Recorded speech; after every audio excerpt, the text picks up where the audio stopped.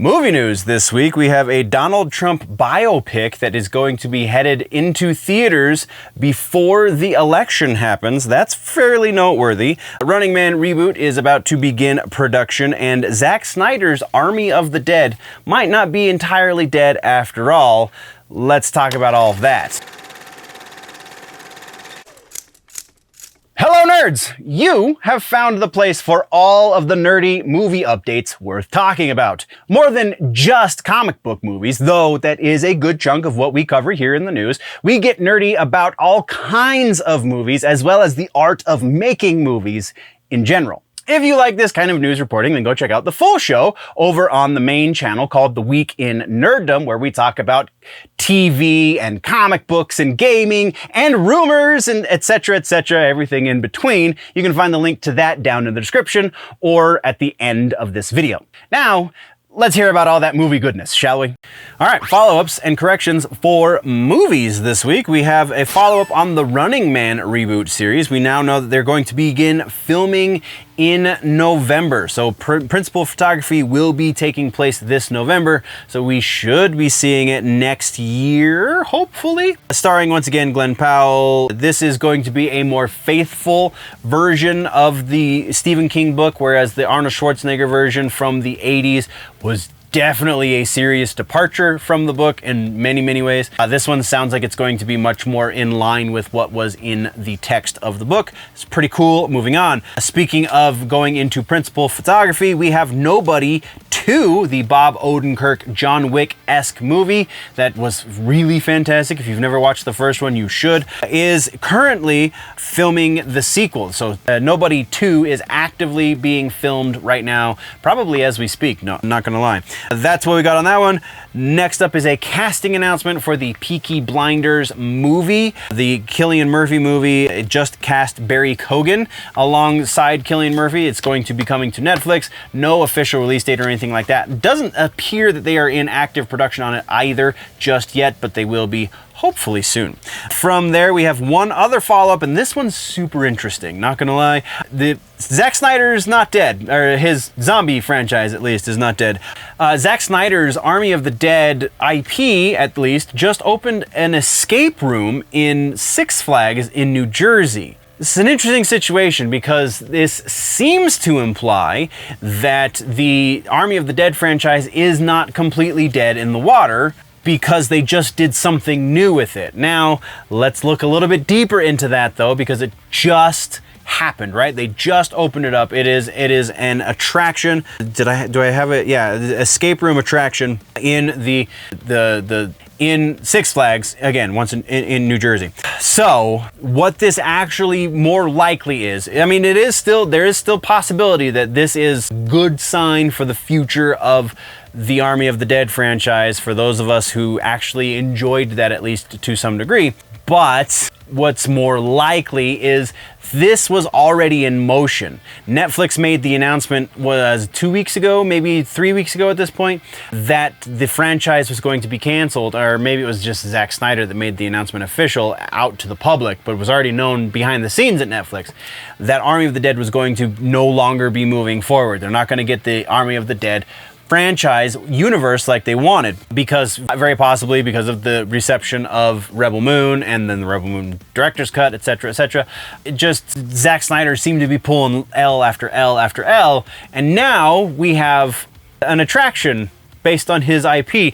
So again, this very much seems like things were already in motion, and you couldn't just, because you've put the money into this, you might as well go forward with it. And it did have enough of a fan base that I'm sure it's going to be some form of attraction once you're there. And what it sounds like is it's basically putting you in the movie.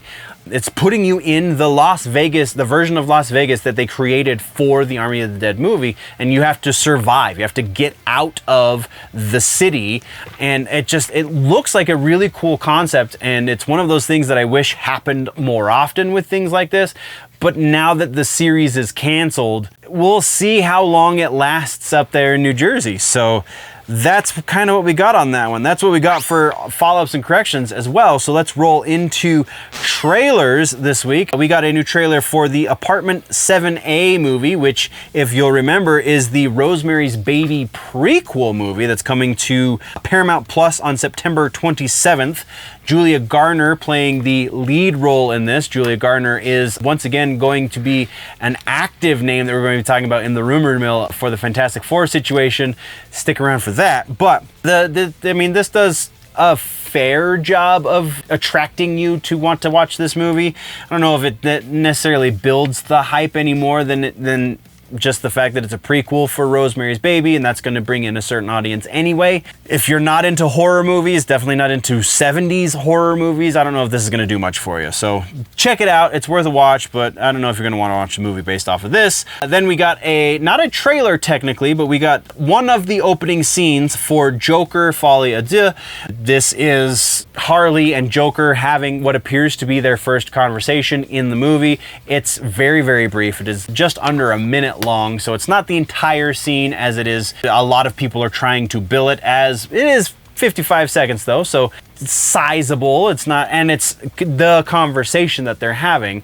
It's not, they don't cut away and do trailery things. It is just this little scene between the two of them. So it's really interesting to watch for that reason. And then we got our final trailer this week is Smile 2, the sequel to one of the more, I don't know, well executed is probably a little strong, but still fairly well executed horror movies from the last 5-8 years or so. Is getting a sequel. We got the first trailer for it. It looks like more of the same, which is not a bad thing to say in this situation.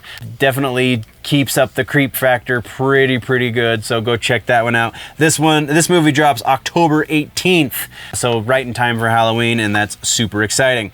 From there, let's talk about some regular ass news. We have one piece of regular ass news. It's kind of sort of two pieces all at once, and it has to do with Donald Trump, both of them.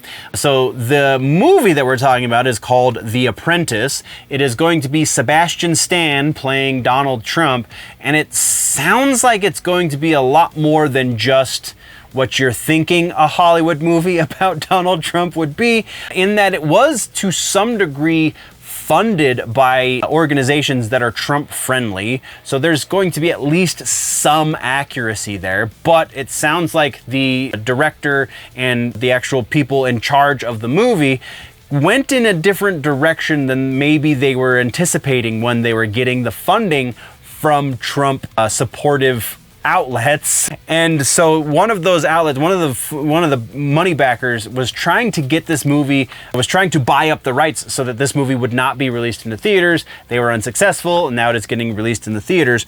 It's really interesting to note, and this is where the other piece of news comes in.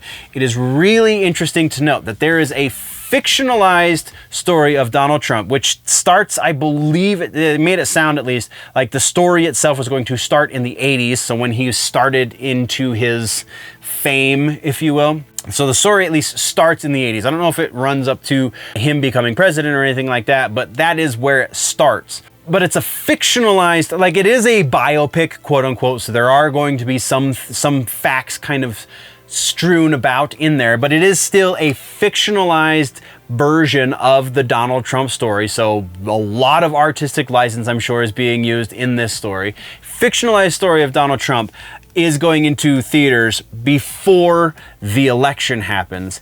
And also, this is our second piece, also a documentary, so ostensibly, even though probably not in practice, ostensibly a non-fiction narrative story being told about Kamala Harris is also going to find its way into theaters before the election. Seems a little wonky, don't you think? We're going to tell a fictional story about a person that we don't agree with, and we're going to try and make it look like we're giving you facts about a person that we do agree with, and those two people just so happen to be fighting over the highest office in the land. I think there's just a little bit of bias here, just a little bit. I don't know, but yeah, there was not an official release date just yet. There is the Telluride Movie Festival is currently happening, and that's where all of this kind of shook out for both movies. So once the announcement, the release dates for these two movies are announced, we'll probably be touching on it one more time,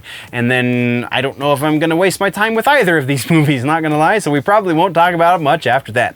That is, though, what we have for regular ass news this week, which leaves us into suggestions. This is another free suggestion. This one is over on Pluto, and we've talked about it a couple of times. It's been the suggestion a number of times on the channel. Every time it goes up onto a free streamer, I'm probably going to suggest it because it is just that much fun, and that is Johnny Mnemonic. Keanu Reeves back in the 90s was not exactly the first thing you think of when it comes to the word great actor, but this movie kind of benefits from the fact that he's not a great actor, at least not then. And just William Gibson, who wrote the screenplay for this and wrote the original short story that this movie is based on, really was trying to write this as a cheeseball, campy science fiction movie. It just turned out that when the director got his hands on it, he didn't get the joke, and so they went a little more serious than was intended, but I think it still works in its favor. It is still just as campy as you want a ridiculous science fiction, cyberpunk science fiction movie to be, and absolutely just a great chance to turn your brain off and watch some crazy on screen. I love this movie a lot. Like, this is one of the movies that I've seen probably hundreds of times at this point, so it's absolutely one of my favorites. That is your suggestion for the week, Johnny Mnemonic. That brings us to the end of the video, nerds. Thank you very much for joining me for the news. Once again, there is a full and probably much more up-to-date and recent episode of the news, the full-length version, if you will, called The Week in Nerddom over on the main channel, linked down in the description, and probably link popping up somewhere around my face right about now. So click on that, go check that out as well, or if you prefer your news in more truncated pieces, then by all means just stick around here and go check out some of the other stuff we offer on this channel. Thank you very much for joining me. We will see you in the next one. Before we go, always remember, nerds, that if it is generally nerdy, it's probably here.